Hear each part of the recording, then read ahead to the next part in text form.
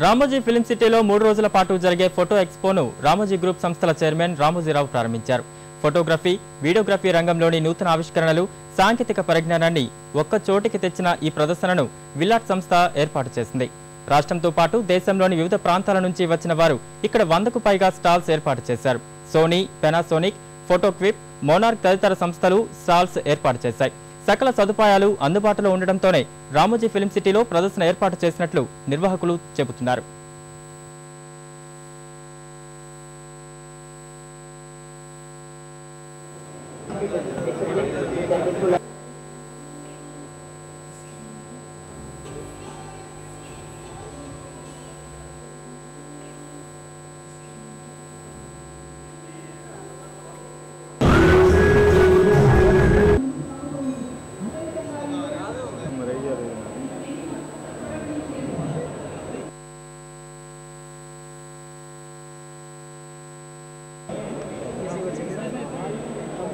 చాలామంది ఫోటోగ్రాఫర్ని చూసిన తర్వాత వాళ్ళతో మాట్లాడుతూ ఉంటే ఫిల్మ్ సిటీ విజిట్ చేయడం అనేది వాళ్ళకి ఒక డ్రీమ్ అండి.